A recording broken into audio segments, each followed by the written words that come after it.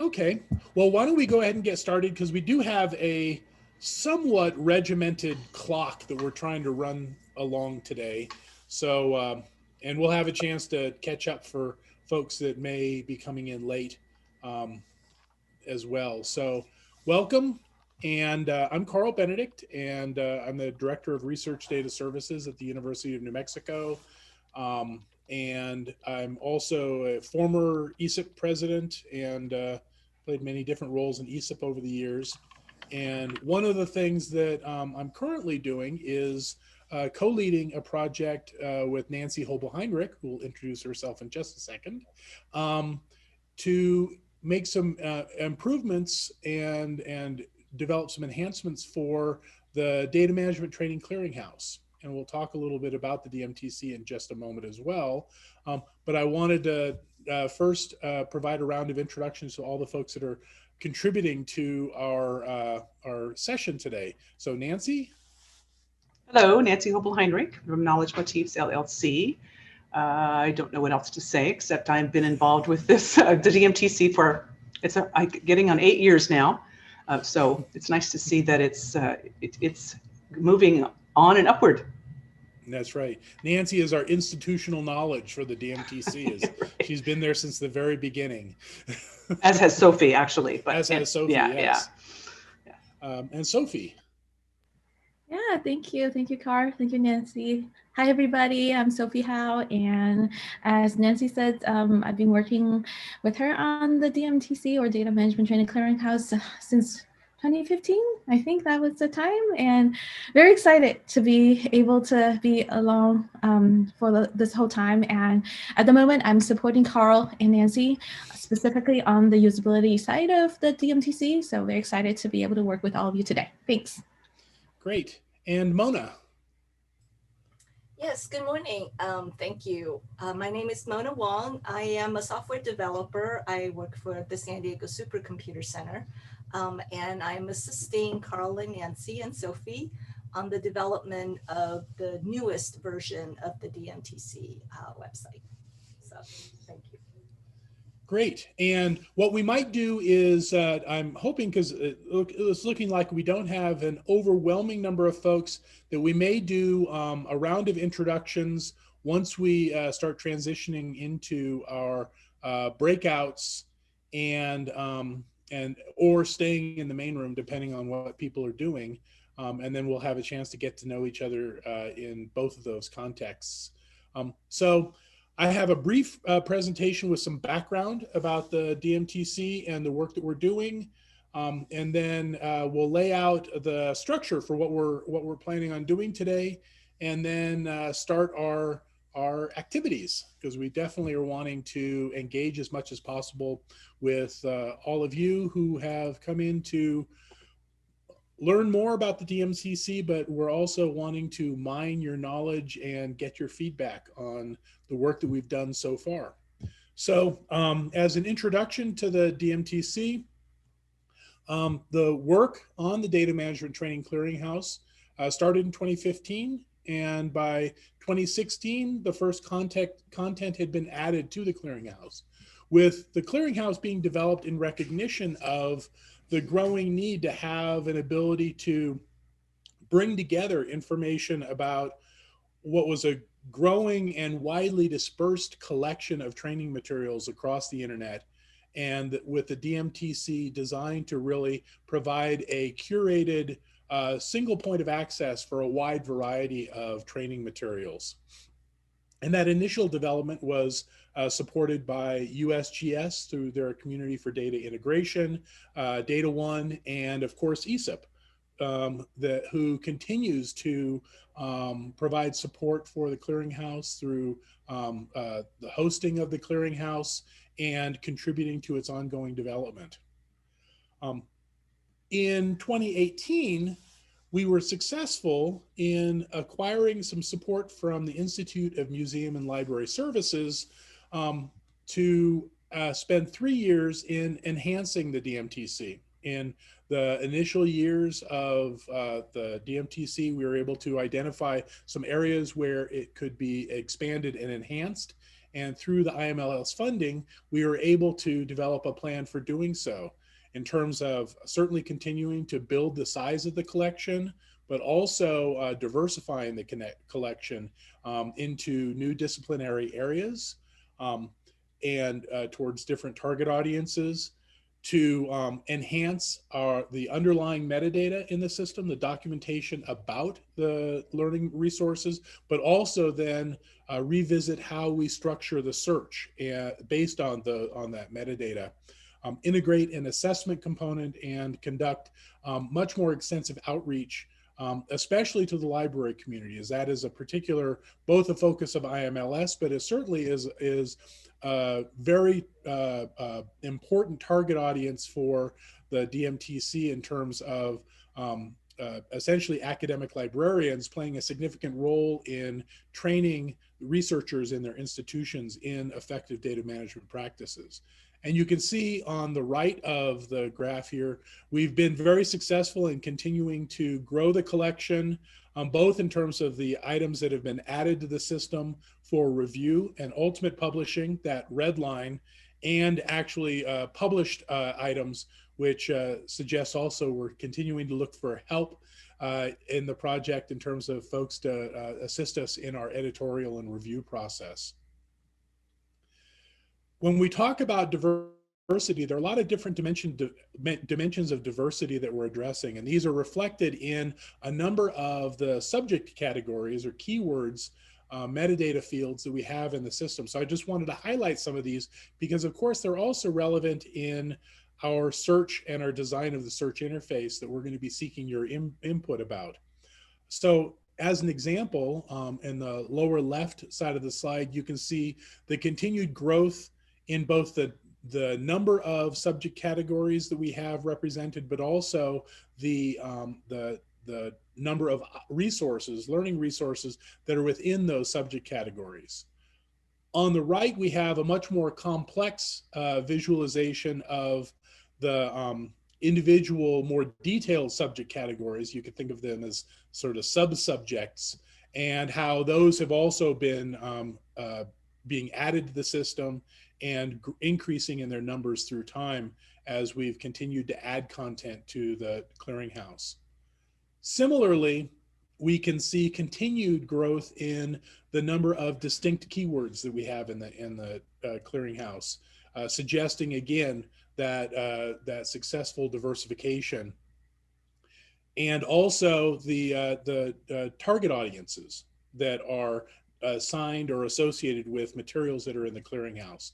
So these are all different aspects of both the documentation that we have about the materials in the clearinghouse, but also our continued growth across these dimensions of diversity of content as we've been working on the project for the last now 2.5 years.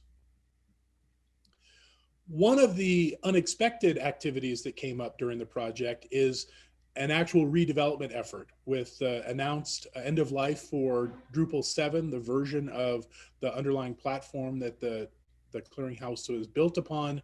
We were faced with a need to essentially redevelop either in Drupal or another platform. So we've been going through an additional development effort, essentially rebuilding the clearinghouse from the ground up, starting with a data management tier based on Solr, a set of REST API web services based on Python, and then client applications, in this case, focusing on the web interface. And what we're going to be looking at today is essentially the search interface that has been developed on top of this stack. So we have developed our web services and the API, and we have our initial version of our search interface built on top of those web services.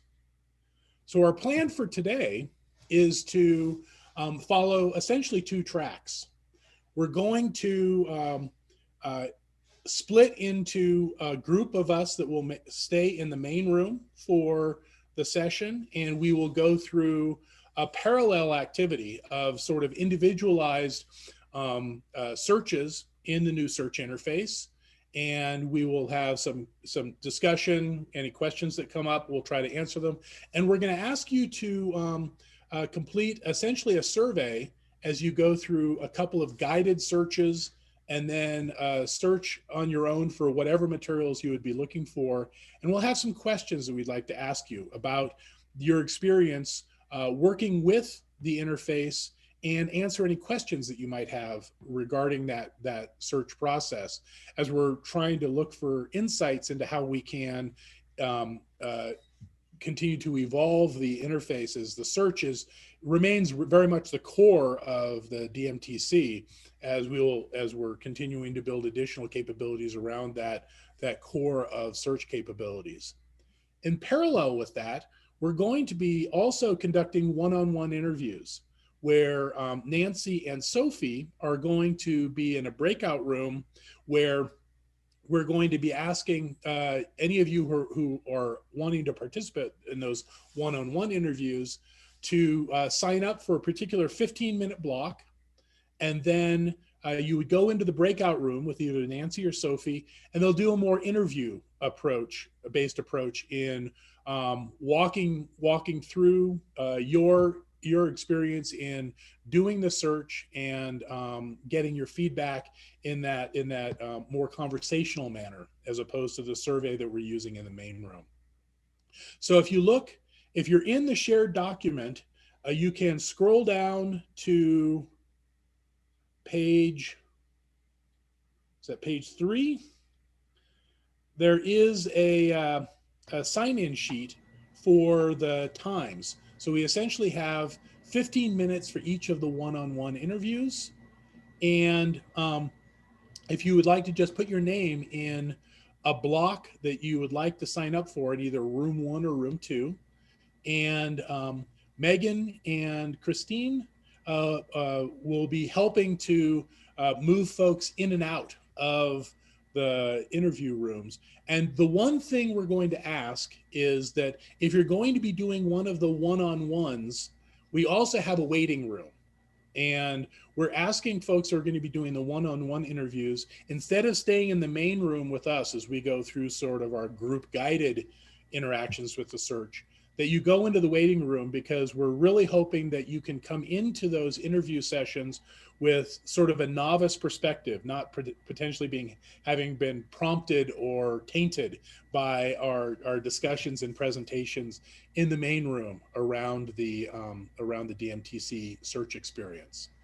So are there any questions before we start to divide up into either folks staying in the main room, going into the waiting room, or going into one of our one-on-one discussions? Can I add one more thing, Carl, to the difference between another difference between the main room and the one-on-ones is that the searches within the searching that you do within the one-on-one is a little more open. So it's not as kind of structured. So there's if you've got particular things you want to look for, then that's an opportunity there. Mm-hmm. And Carl, I don't know if you saw the note.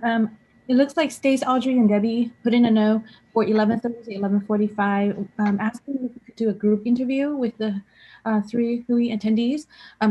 I would say that it's okay, but I wanted to bring that note to your attention in case we wanted to talk to Stace, Audrey, and Debbie a little bit more about their request for that slot. Thanks.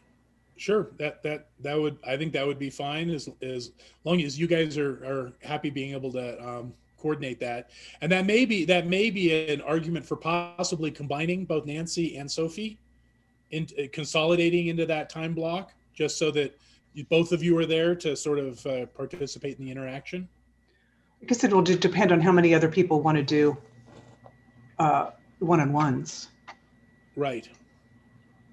So Stace, you were unmuting. You were thinking of which time frame was it? Oh, I just put us in at 11:30 because it's already 11:20. Okay, so right away. Yeah.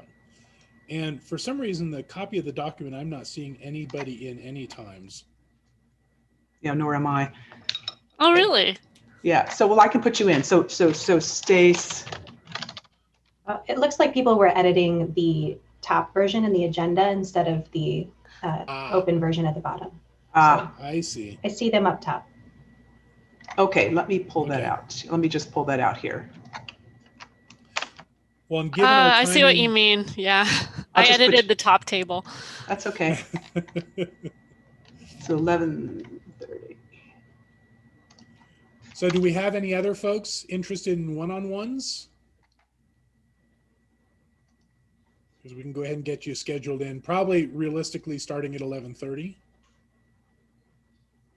And then what we're going to do is we're going to then reconvene at 12:15 Eastern time to come back and talk about the experience that we've had going through the searches and the discussions about the search, any insights that you've gained in terms of the experience you had, any suggestions that you have for areas of improvement, clarification, streamlining, efficiency, making results, obtaining results that are more consistent with your expectations. Those are all areas that we're looking for feedback in. As we are, this is one of the first groups that's having an opportunity to systematically interact with the new search tools. Well, why don't we just go ahead and get started with the WHOI group, and then maybe Yes. Sophie and I can work together on it probably. And I know Karen just came on. Hello, Karen. You may, if anybody else is interested then in doing one-on-ones, maybe Megan can let us know, and I can move to a room to do the singles. Right. Does right. make sense? That sounds good. And yeah, any of you who are interested in doing on one-on-ones who haven't even necessarily chosen a time yet, this would be a good time to move into our waiting room breakout, as we're going to go ahead and start our sort of guided discussion in the group, where we're also going to be going through the interface. So with that, I will, in my shown slide, move on to, oops, there we go, the page with the links. So the first link is the link to our shared document that actually has towards the bottom, below in the feedback section, the times that folks can sign up for one-on-ones. The demonstration search interface that we're going to be going through in both rooms is linked here. So it's just www.dmtc-devel.org. So whether you're going to be going into a one-on-one or staying in the main room, it would be helpful if you can follow that link. That link is also in the shared notes if you want to just click on it in the shared notes. And then the third link is to the feedback form. This is a Google form that we're asking, especially the folks that are going to be participating in the main room, to sort of walk through that form as we go through a series of 2 sort of guided searches and a third free search, to then capture your feedback on that search experience and answer any questions you have related to that experience. And those links are also in the Kiko chat document as well, Yes. below Yes. the agenda. So. Yep, exactly. All right. So I guess we'll see Yep. you all later. Are we going Yes. to move in now, Megan? Can you clarify who I'm moving where? Stace, Stace Bolu, Audrey Michael, sorry, and Debbie Roth, I think, right? And then Sophie and myself. Gotcha. We may need, well, we'll talk. We may need more than 15 minutes too, but Sophie, we can talk about that when we get in there. Right. And it depends on how many more one-on-ones might appear. You guys might have lots of time. Okay, so the rest of us who are going to be going through the process in the main room, as I said, we're going to be going through essentially a quick demo of the interface, and I should make it a little bit bigger. And this is the interface that is also linked from the slide and the shared document. And I can even slide this over because those, we only need to see the links themselves, not the full slide. And this is some work that Mona has been doing in developing a new way to interact, as I said, with the API that has been developed that is being periodically updated with the learning resources that are published in the current production data management training clearinghouse. When you first enter the site, it automatically essentially does a search that presents all of the results.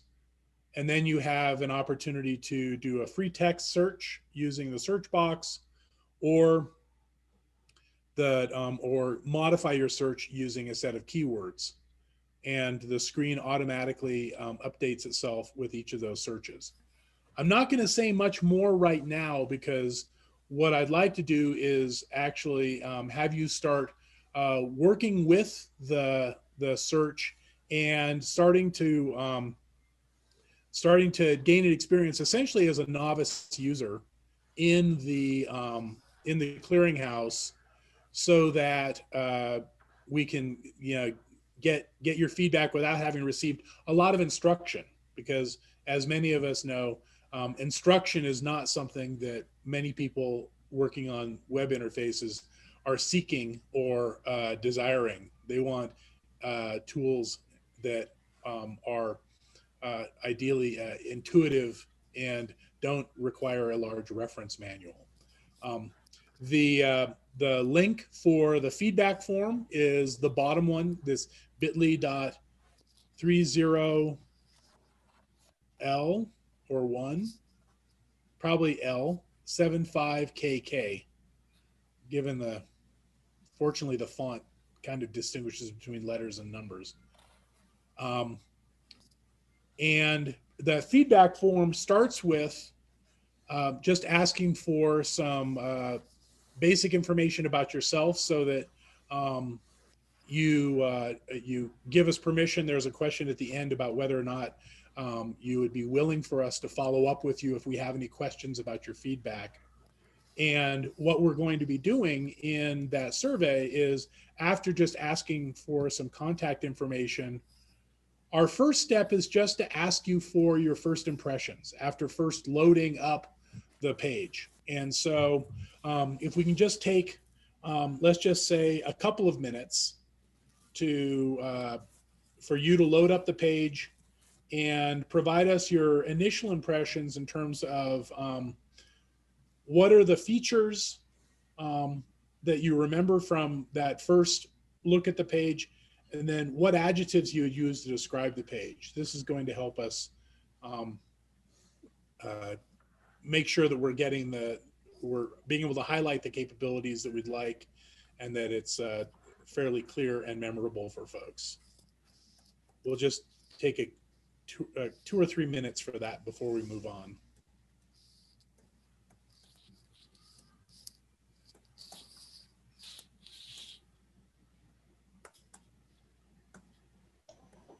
So it looks like this session feedback link actually gives you access to editing the questions. Do you have like the sharing for submitting responses link? Yes, I do. Let me put that into the chat. Let me see.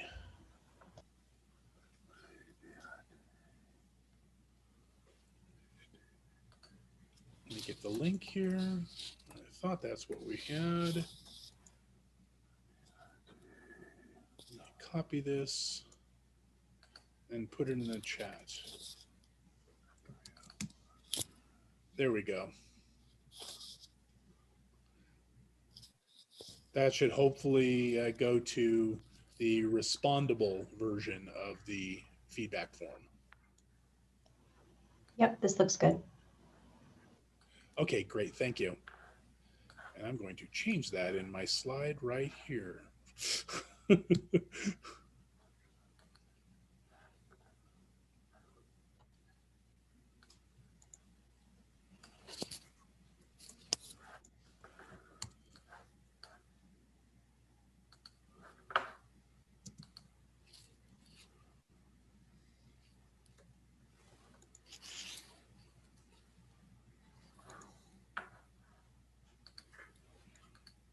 Okay, and I'll change that in the notes as well.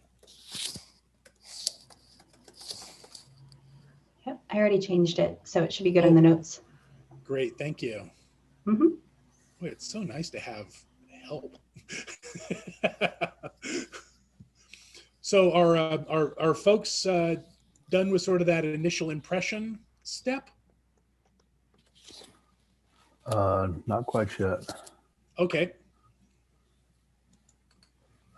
We've got plenty of time, so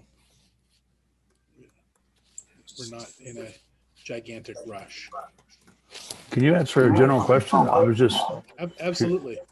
curious as to what happened with starting in like 2018. It looked like all of a sudden arts and education really started coming into a significant presence. That was actually one of the explicit, that was an explicit goal of the diversification component of our addition of resources into the clearinghouse. So as we had part of the support from IMLS, we've had funding for graduate students over the last 2.5 years to do more targeted discovery and addition into the clearinghouse. And we asked them to particularly pay close attention to materials that may be relevant in those subject areas. Okay.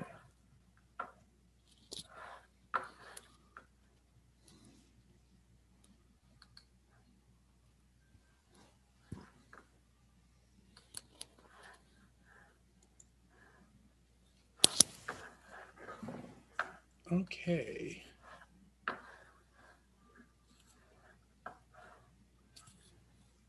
So, shall we move on to probably the more exciting phase now of actually getting to do some searches? Sure. Okay. So we're hoping to actually go through 3 searches during our group time here. 2 of them with a suggested search topic so that we can sort of have a consistent baseline for assessing what your experiences are. Then we're going to have a third opportunity to search for whatever you're interested in, and we'll ask for some information about what that is. But to start out with, we were wanting to, and this, if you're still in the form, this is in section 3, the guided and free search. So if you've submitted your first impressions, you should be in the guided and free search section of the form.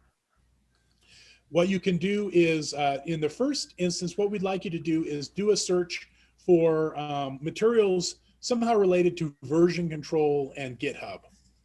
So you can envision you're wanting to either find materials where you're going to present a workshop, or maybe you're wanting to do some self-paced learning. And this is a topic that you'd like to be able to find materials related to that. And so we'd like to know, how you would start that search, and then refine your search results through interacting with the interface, and then, sort of your process, and then how you used the different search options in the interface. And maybe we can take about 10 minutes or less. If folks finish this first search, we can then move on to our second one.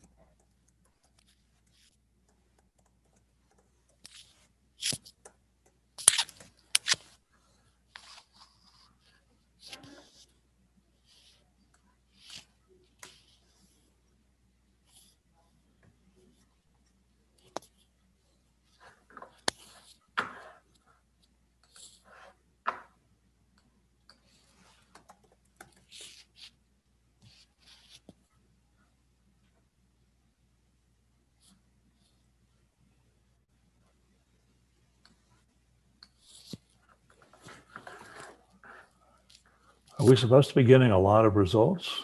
When I use GitHub, I just get one result. Did you do that using the search box or the filters? The search box.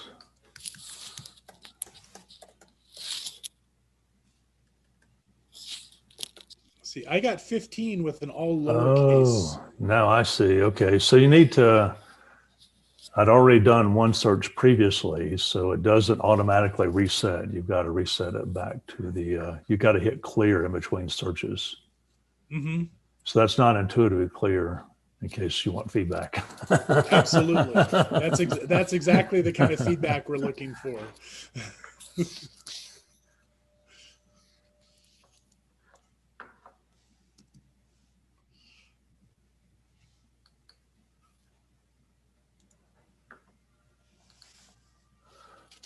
Do you want verbal feedback or do you want it written down, Carl?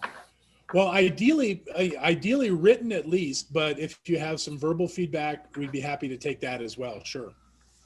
Okay, so like when I do again a search on GitHub, you get 15, and then if you go, let's say, to license, and you want to pull out several different license options, it automatically it closes after you enter your first license option. Right. It doesn't allow you to select multiple. Yep. Yep. Sorry, I keep finding problems. No. That's quite all right. And this is there are some assumptions built into the interface that's part of one of the big reasons we're doing this test is to see how valid those assumptions are, whether they produce expected or unexpected behavior or results.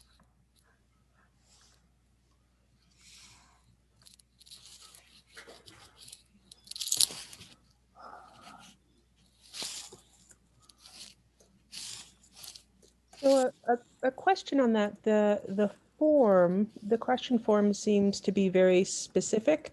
It doesn't seem to have slots, at least I haven't scrolled down to where you can just say, hey, I tried this and it looked weird to me because of this and it was a little confusing. Where would that kind of comment go? Is that something you're trying to collect? Yeah, we have at the later for the later searches, and for at the very end we have a sort of open text feedback. But yeah, and also in the filter section, that would be one place to capture at least some information related to the filters. The free-form filter question. But yeah, we do have an overall section at the end for sort of any comments you might have.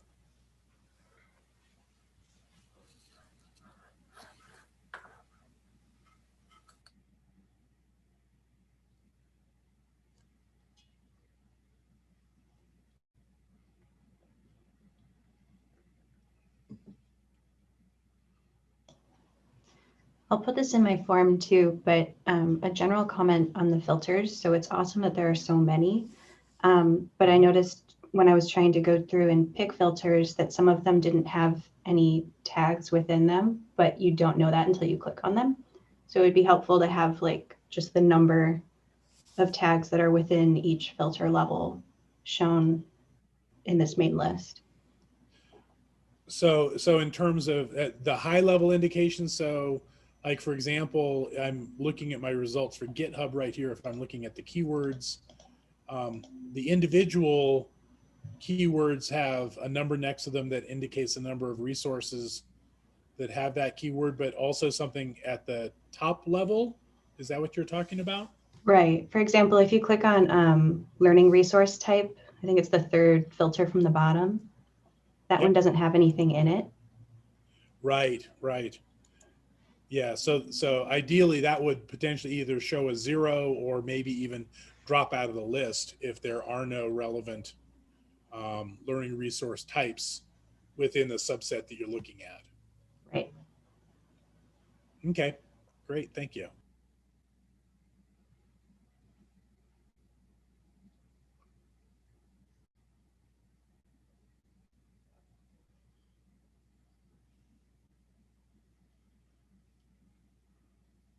So how are folks doing in this first search? As we have a couple more searches to work through to provide some variety for you.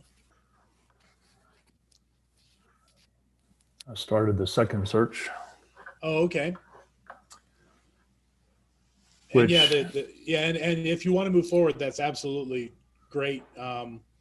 And all we ask is that for the second search, you also focus sort of on the topic that we suggest, and then the third one is where you get to go to town and search for whatever you want, and then even do more searches after that to lead to your final comments and feedback on the interface and search results.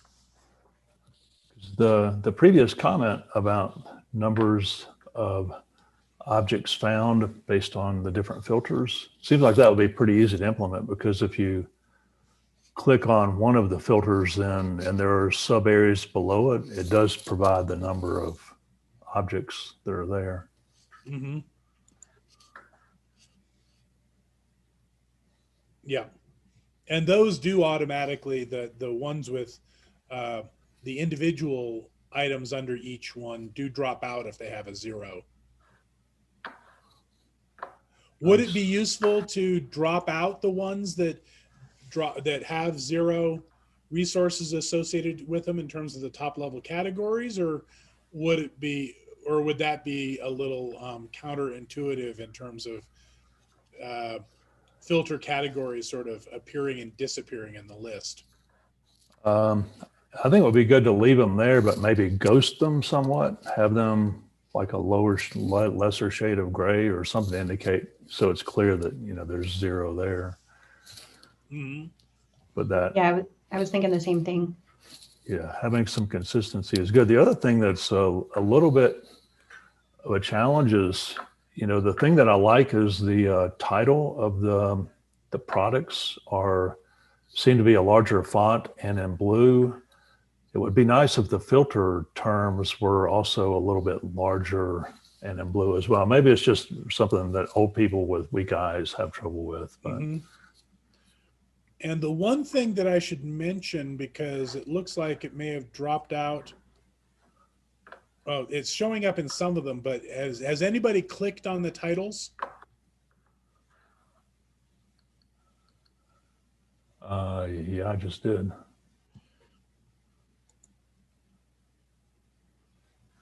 Because that's where you can actually see at this point in line the more detailed metadata about each one of the resources, which can provide additional information or sort of understanding of the context for some of those filters.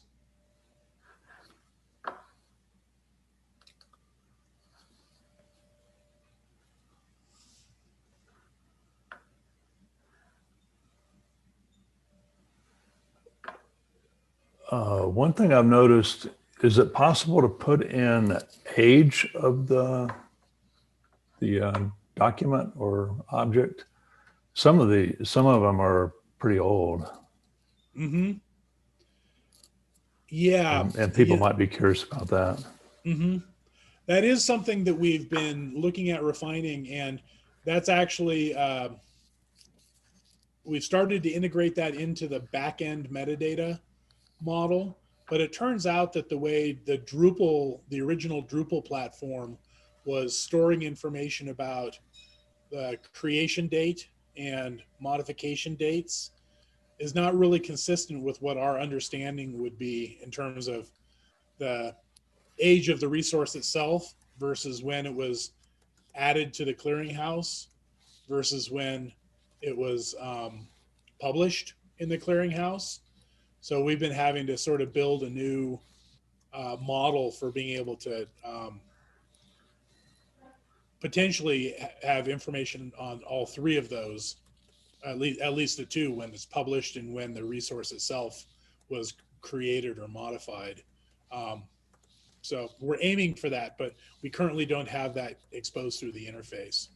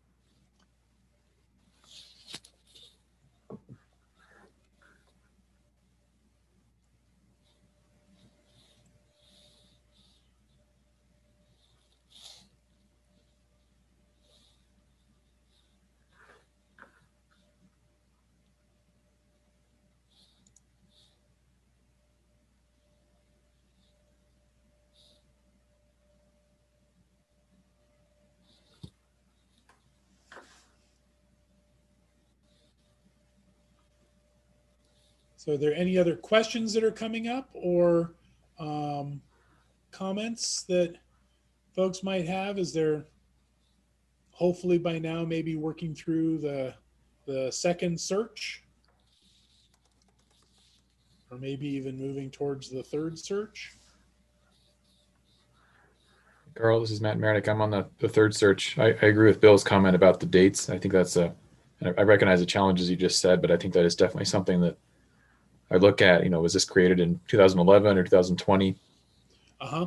And, potentially the older stuff is still useful, but I'd probably start with the more recent to see if it, anything's been updated. Right. Okay, great. Thanks, Matt. Yeah. That's definitely been something we've been trying to work towards, but haven't quite gotten there yet.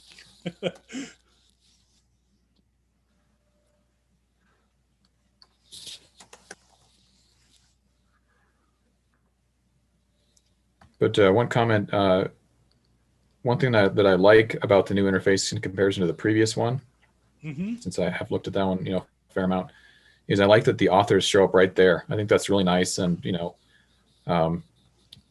when I see a familiar name, right, it really makes me zero in on those. And I noticed in the previous or the current version that's online, the authors are there, but it's not as sort of front and center in the search results. So I think that's a great addition.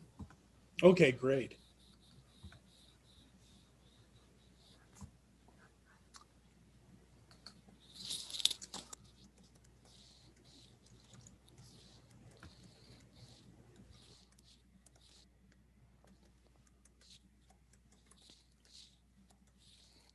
And this relating to the authors, and this has been something that that Nancy and I have been going back and forth about. In terms of if you look at the authors, the author names in the filter list, I tend to focus on ordering them by last name, then first name. Nancy prefers to order them by first name and last name. And then at one point we had ordered them with and the other keywords as well, actually by the frequency, so that high frequency items would show up at the top of the list and low frequency would show up at the bottom of the list.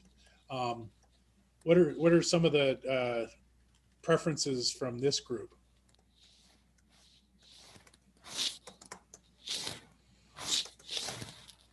Sorry, could you repeat that again, Carl? So if we're presenting a list of author names for users to choose from, would it be preferred to present them in alphabetical order by last name, alphabetical order by first name, or in order by essentially the number of resources associated with that author within the current search result?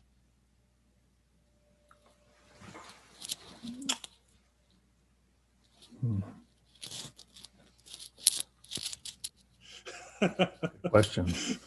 I would say that it would be better by last name. Mm-hmm. I think it's more intuitive. Uh-huh. Great, thank you. Yeah, I don't have a strong feeling. I think if you're doing it by name, I agree with last name. Mm-hmm.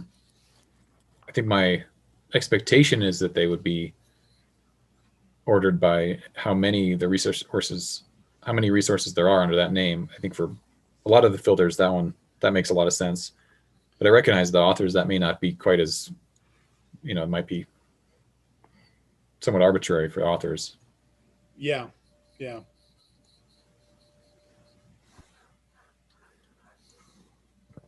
Is there, when you initially open up the the portal here, what is the order that the papers are, or the results are organized in to begin with?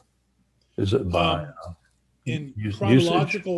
chronological order, since they were added to the clearinghouse? So basically the most recently added items are at the top of the list.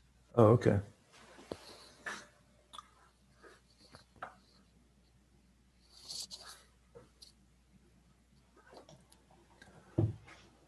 Would it be helpful maybe to be able to toggle the order that search results appear in? If you want to see chronological, if you want to see by author, last name, things like that? I think it would. And that's something we talked about very early as one of the features we wanted to have in the search interface, but it hadn't floated up onto our development punch list yet. So what are the criteria? I think you mentioned some. So what are some of the search what are some of the fields that you'd like to search on? Date of publication. Date of publication. So, okay, so that would be Or the creation. date that, yeah.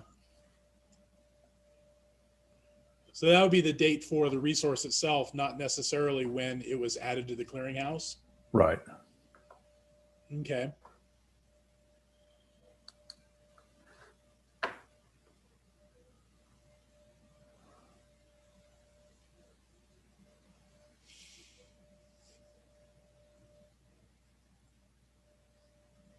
And then as soon as a search is done, the default ordering is by the relevance score provided by Solar, the underlying indexing engine.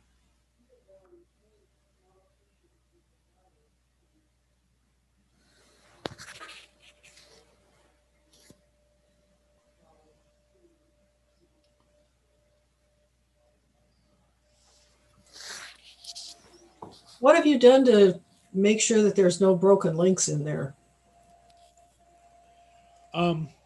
We have a process that we're developing on the back end of the new system that actually does link checking against those to be able to accumulate the envisioned capabilities that we'll be doing those link checks periodically to check for broken links, but we'll be doing that repeatedly. So it's not just a flip a resource on or off, but we'll have more of a signal if it is consistently broken, then we would potentially and eventually disable it.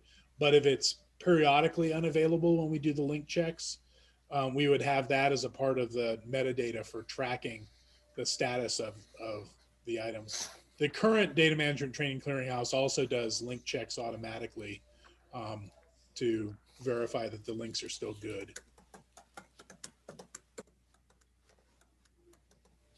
What would be a useful signal to a user related to resources, especially if they are only occasionally unavailable as opposed to what might appear to be permanently unavailable?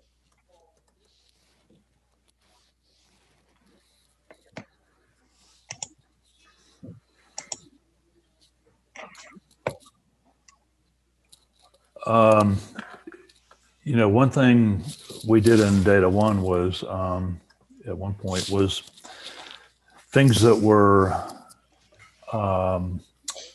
unavailable got sort of ghosted out. So you can still see that there was something there, but then after some period of time, if it did not reappear, then there was an age limit on it. So it would totally disappear at some point. Mm-hmm. But again, I don't know how easy it is to track that in this system. Yeah, we have set it up so we actually collect. We have a place in the metadata for collecting essentially a time series of check results. So being able to derive that sort of information will be relatively straightforward. We have the place in the metadata right now to store that, but we still need to set up the ongoing process that will be doing the link checks and writing content into that metadata.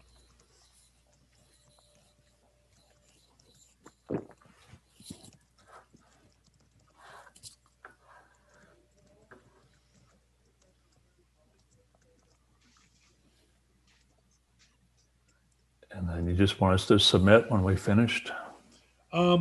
Yeah, though one thing I wanted to ask, and this relates, and yeah, go ahead and submit when you're finished.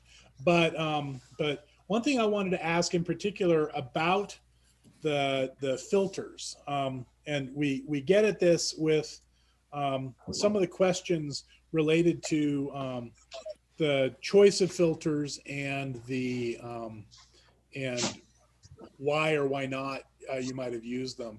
In terms of the current categories of filters that we're showing on the left, and if we again expand one of the records to see the more detailed information that corresponds to those, essentially what the content of those filters look like, what do you think some of the more important filters to focus on would be, in terms of their priority potentially in the list of filters? If we were to choose, our top 5 filters to show, and then providing a list of additional filters that are available, is the collection of filters that we're exposing good? Is it too long, too short? Is it providing the necessary information to be able to effectively use them?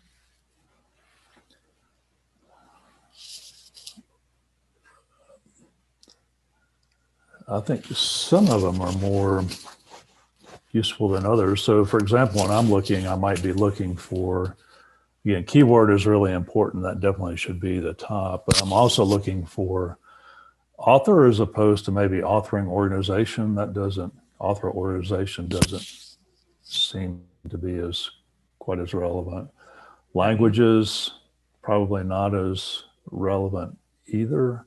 I'm definitely interested in, one of the things I would be looking for is target audience, a license. Again, license is pretty important, but the ability to check for multiple licenses, like I might want to use any CC0 license, regardless of the version, whatever, or CC by. And then subject discipline seems pretty important. Media type.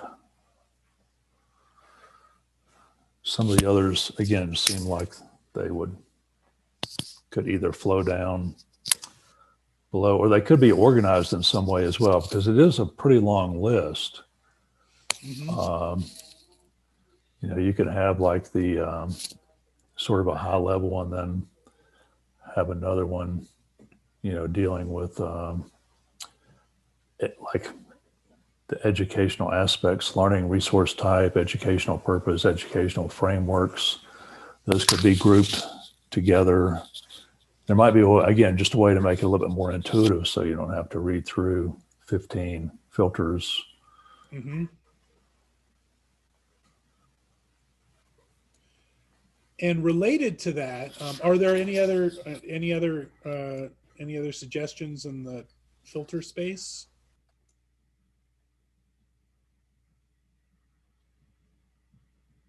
Because one of the decisions that we've made so far, and that we definitely would like to get some feedback, and this importance of different keywords plays into that, is currently the text-based search in the search box is essentially searching against a subset of those metadata fields. It's not searching against all of them, and trying to hit a balance between the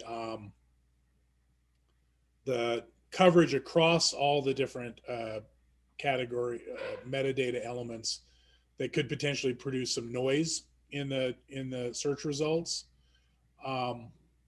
in terms of what we would expect folks to possibly be entering into that search box. So right now, the search box focuses on author names and organizations, keywords, and text within the title or the description, and also an identifier field, where if somebody had, for example, a DOI and they typed it in, and that DOI is in the identifier field. We have very few resources that have those sorts of identifiers.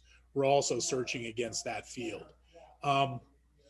are there other fields that we're seeing essentially in that filters list that it would be worthwhile to include in that sort of text-based search up above for searching against? Because we're trying to figure out where that balance point is.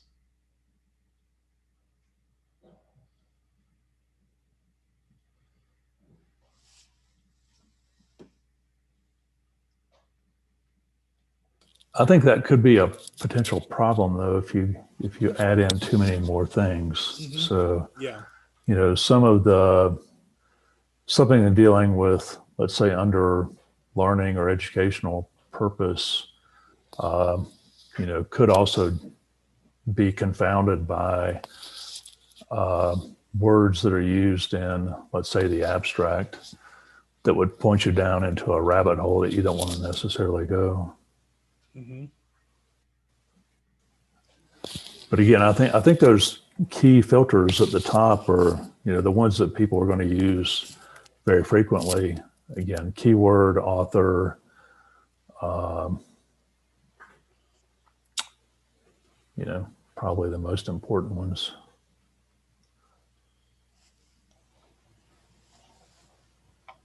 And I'm thinking about the comment you were making earlier, especially around about the licenses. Right now, the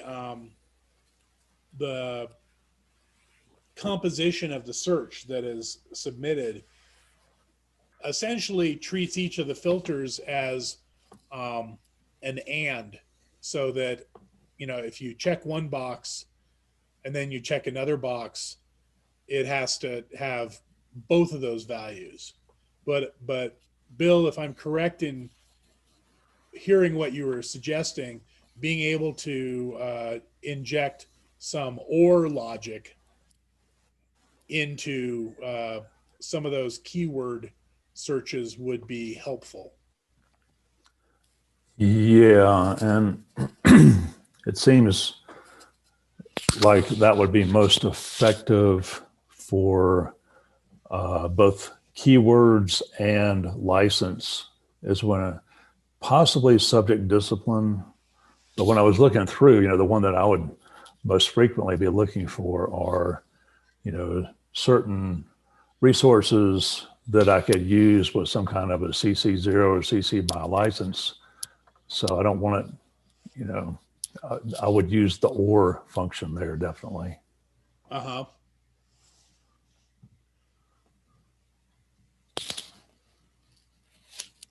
And I guess our checkbox model right now sort of implies the ability to check multiple items. It implies it, but then as soon as you check one, it flashes up the results. Yeah. It implies a functionality that is not consistent with what actually happens. Right. Is the site optimized for certain or specific browsers? Maybe Mona can address that, because we're actually using a new version of the Vue framework for developing the interface, and Mona may be able to address, you know, some of that browser compatibility, because to be honest, I don't know, but I'll bet Mona gave some thought to that. Yeah, so we're using Vue, and my understanding is that it should work well with most modern browsers, but apparently some of the older IE will not work well. Yeah, I'm on Firefox, and I'm just finding that the filters are not working as I would expect. So when I click on a box, I see no change in my results. And then it flashes, and then it you know, goes back down under its main filter. So that's why I was asking that question. Okay, thank you. We'll definitely do some testing. I put it in my comments in the survey too. So great. Would it be possible if you could maybe share your screen for a second, we could actually see what you're seeing? Sure. Am I unmuted still? Yes. And I have to let me stop sharing here. Okay.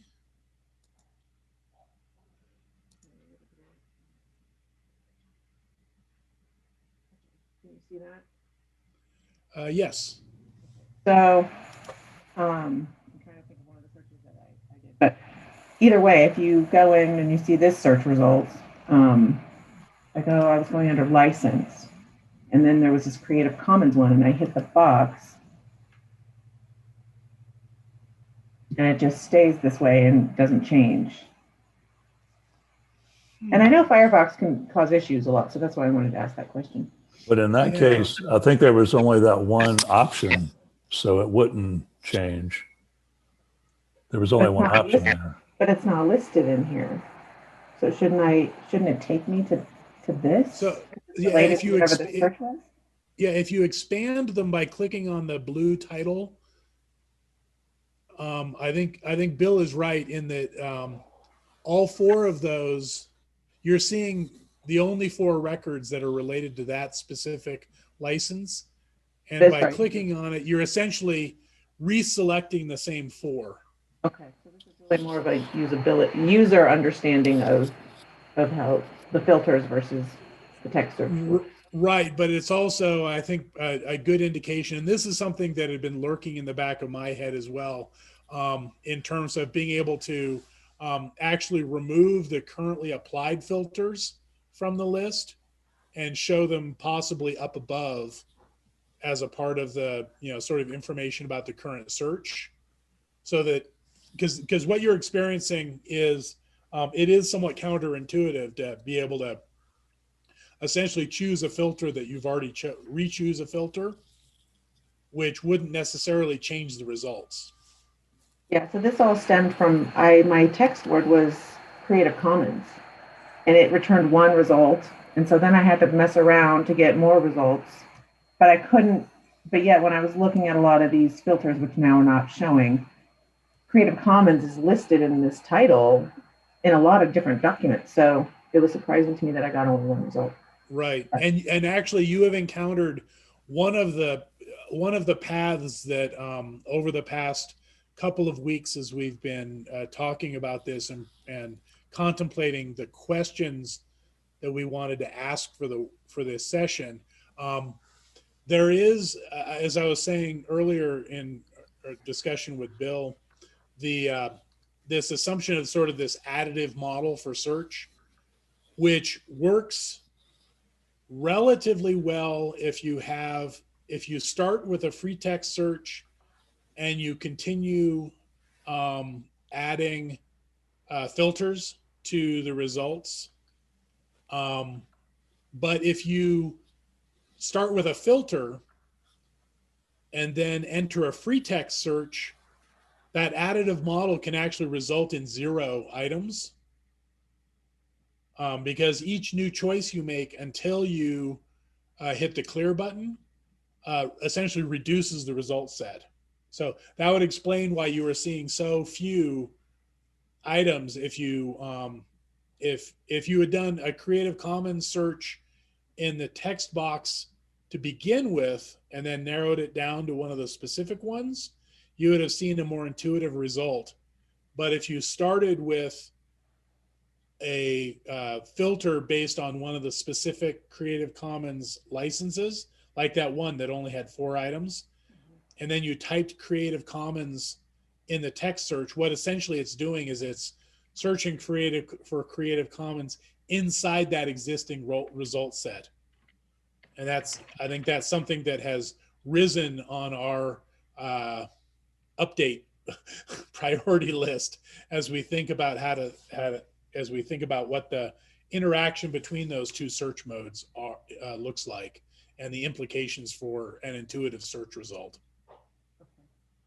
Okay, thank you for that. It might be useful to have just some sort of user guide. It doesn't even have to be that extensive, or maybe some best practices in using the site and how to optimize your searches, I guess, or get the most bang for your buck with your searching. Right, and this is one of the reasons we're wanting to, as a part of the feedback that you're providing us, ask questions related to sort of what was your intuitive process that you went through in approaching this, so that we could at least anticipate those more common patterns and hopefully be able to gracefully handle them. But yes, a user guide for those who are inclined to read them is also very helpful. Unfortunately, we encounter a lot of users who don't read. I can appreciate that too as a data manager. And Mona has been describing to us in other usability research that she's been engaged with, where folks are not even reading like navigation buttons anymore. They're just clicking on them and assuming that they are what they think they are.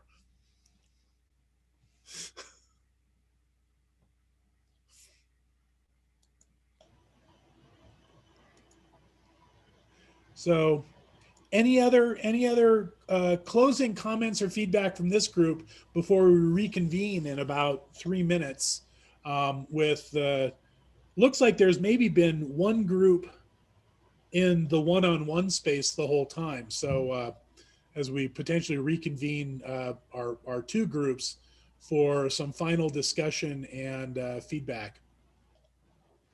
Yeah, I have a general kind of observation about the filters. Yes. So one of the issues that I kept running into is it was just sort of overwhelming how many options there were. And some of the subsections, I think like educational purpose and media type in particular, they had these really long descriptions. Could you maybe take the descriptions and make them more of like a tooltip, so that if people sort of understand what assessment, instruction, professional development are, they don't have all of this other sort of visual clutter, and they can instead just mouse over it and they get the description instead. Yeah, yeah. That's a great suggestion. And thinking about long lists, what would be potentially a way that you would prefer to have a long list of options presented to you? This is one of the reasons why in some cases when I built the original sort of prototype for interacting with the API that I then gave to Mona, and she had to try to decipher my terrible coding and performance and behaviors. I was presenting the items under each of the filter categories by order of frequency, and so that we would then have the capability of essentially hiding a certain number of low frequency results. But what for you would be a good way to sort of manage those long lists to make them more approachable?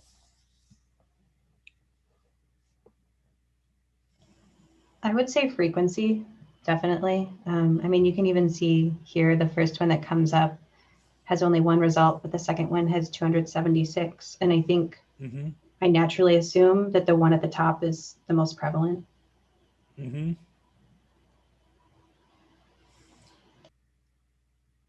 alphabetical listing in some categories is probably not as helpful as in others.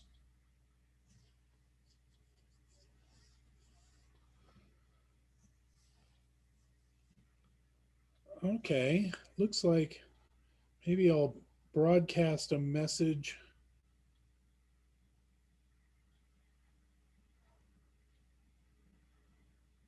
Okay. Looks like the other group is coming in.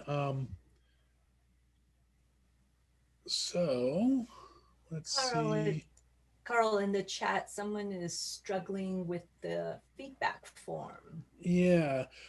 Donna. Yeah, I can't submit it. It won't let me submit. So it sounds like there may have been one of the required fields up above that you hadn't provided a response to. Yeah. I'm still looking through it. I'm just letting you know, just in case I can't get it through. Okay, great. Well, let us know at the end, and we can work with you. And if you're still not able to submit it at the end, we can work with you on that. So it looks like our Megan, are our breakout folks getting ready to move back in? I am going to go tell them it's time. Be right back. Okay, great, thank you.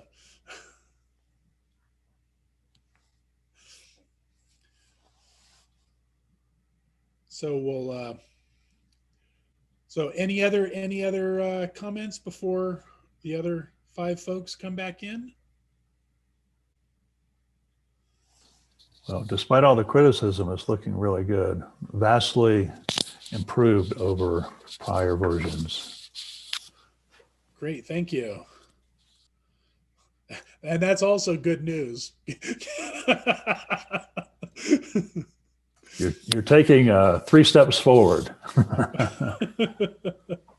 Well, the redevelopment necessity provided both a really good opportunity, but also a challenge in terms of how we were going to be able to balance our development resources to try to achieve our project objectives.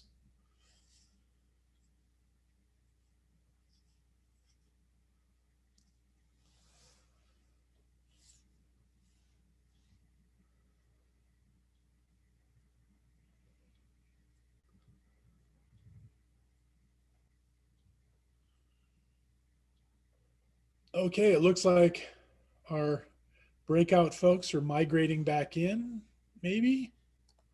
For some reason, the breakout window keeps moving on me. We're back. Excellent.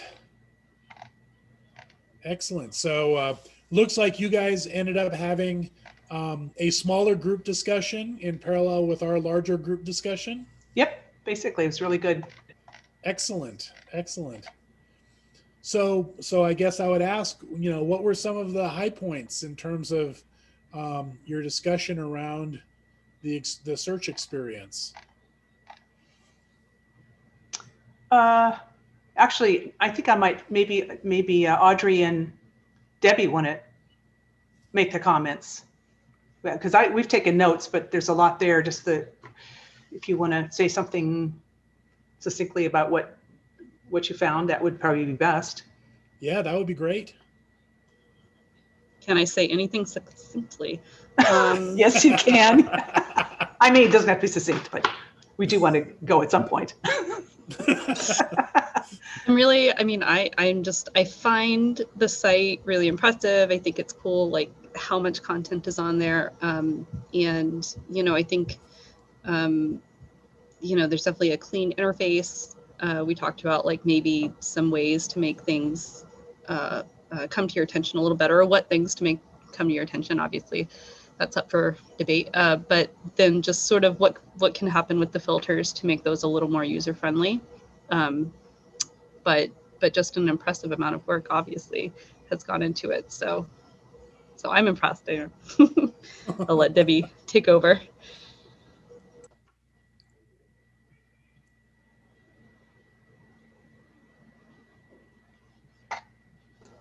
Unless she stepped away, perhaps. I'm not sure. Okay. She might have. I'm not seeing her picture or her microphone toggling off. And Carl, I guess I can step in from the organizer standpoint. I think I just want, since Audrey's still with us, I really appreciate this opportunity. A lot of what they're saying definitely resonates with usability principles, or the things that we've already talked about, but obviously they gave a lot more insights on how they're understanding the page or how they're going to interact with the page. So those types of feedback are always appreciated. So definitely appreciate having that time working with all 3 of them. So. Mm-hmm. And I'll just add a couple things that came clearly in a number of ways through the discussion, in terms of the filters, especially that the lists are long. The lists are long both for filters and then for the values of the filters, and it can be quite overwhelming in terms of navigation and just aesthetics as well. There's also a number of comments about needing to to use color and contrast a little bit more for different, certainly the filters, but also different maybe items of interest to show up in the search results as well. So those were, I think, some pretty key ones. So in terms of contrast, did size come up in some of that? Because that's one of the things that I've been noticing in just looking more at the interface is we have fairly uniform size of say text components. Would varying those as visual cues be helpful? I'll let Audrey or Debbie answer that, but we didn't talk about that, but good question. Yeah, I think we all mentioned that maybe having size a little bit varied would be helpful, and maybe a few different color elements to sort of frame the page organizationally. Mm-hmm. Great. Well, it sounds like we had a fair degree of commonality in some of the issues that came up in your group and in our group as well, in terms of the filters came up. Some of the other comments that emerged around the filters relate to sort of the sequencing and the implicit additive model for building searches as being somewhat counterintuitive in some cases, where if you have a search string and you start clicking on filters as you progressively narrow down the number of results, as you're saying this and this and this, and necessarily reducing the number of returned items, that isn't necessarily as broadly assumed as we had maybe built into the structure of the interface. Bill also highlighted the potential benefit of having a way to more explicitly bring an OR into being able to select at least some of the filters. And that's sort of implied by our use of checkboxes as an interface element, but those checkboxes actually don't translate into that implied, multiple select and being able to essentially make an OR out of that multiple select. The path came up as well in terms of that, again, is related to that and if you have a filter and you then apply text search to the results of that filter, that can sometimes produce unexpected results or zero results. I'm not sure the zero result scenario appeared, but the unexpected results did. So probably as we've only got another 5 minutes left in the session, I would maybe ask all of you who've now had a chance to experiment some with the interface. If you were to recommend, what is probably the number one thing that we should focus on in our continued development of the interface, what would that be? As a way for us to try to prioritize this list of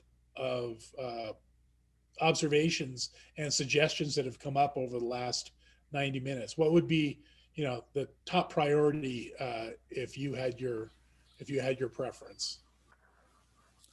I think a really quick win would be just to organize the filters and make it more obvious, so you don't have to continually scroll through, again, the 12 or 15 choices.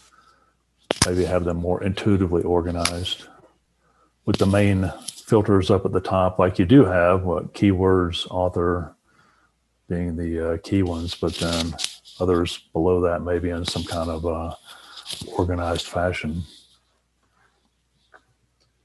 Great. Audrey. I agree. I think really looking at the filters with a critical lens will be a really important step here. I also suggest, just because we're talking about a lot of little things with the interface, and you guys talked about doing your migration, and are you still using Drupal? No. No. What No. is it? WordPress So or?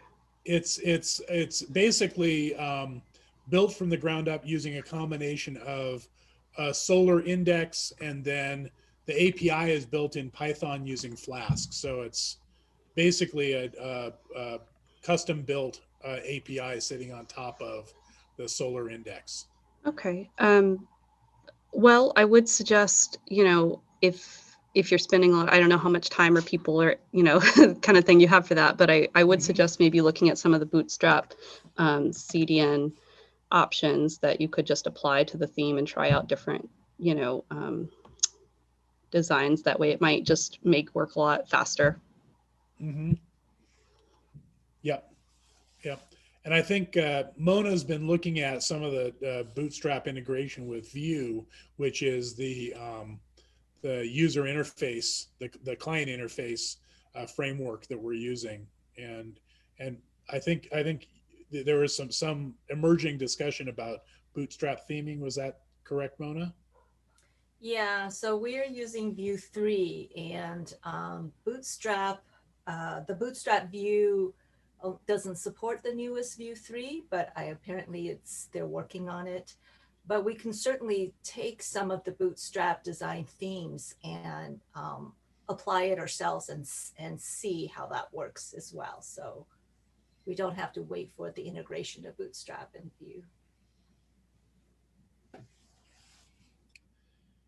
Great. Other priorities. We talked some time ago about the clear button, that it wouldn't clear automatically, something like that on the search. I think that would be the first thing to tackle, in my opinion, because it becomes pretty confusing to the user. Mm-hmm. Would it be helpful in that context? And this came up somewhat in that sort of implicit and model that we're using, to potentially accumulate the current search pieces, that whatever the text search is, combined with the any applied filters up at the top of the screen as sort of a visual cue of what the current state of the search is, so that it's more obvious what you would be clearing or what needs to be cleared. I think I suggested that on the form. In my opinion, Okay. yes, that would be pretty important. Okay. Great. Thank you. Any other priority suggestions as we're getting ready to finish up our session? We need to look for what did we call them at the end? Key takeaways. And I guess we can use these for the key takeaways then too. That's great. I think so. So, because this helps to provide us some more concrete guidance in being able to move forward based on the very valuable feedback that we've gotten from the group. And so, I would certainly close with thanks to all of you for engaging in this discussion and being able and really providing some helpful feedback on where we are and where we can head in terms of continuing to develop the search capabilities, which, as I said at the beginning, is really the core of the newly developed clearinghouse, around which we're building additional sets of capabilities for building a community around the collection and being able to effectively bring in content developers and users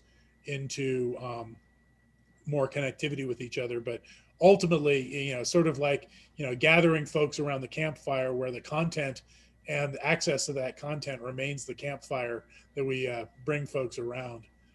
Nancy, did you have any closing comments? Well, the only thing I would say is that in the spirit of being yaysayers, I want some of our returns that we could document as a fact that people appreciated the essential cleanness of the site on first impression, and that there's obviously a lot of hard work and good content in there. So those are good takeaways as well. That's excellent. The positive part. Important to keep in mind. Thank you for those comments. Appreciate it. Great. Thanks again. Thanks, everybody. Did you have any final comments? Yeah, for me, just again, what I said earlier, thank you so much for everybody for this. It's always amazing for me to hear from users about their experiences. We learn a lot. Hopefully we can implement all the high priority items and yeah, just keep improving and improve the experience for people. Thank you.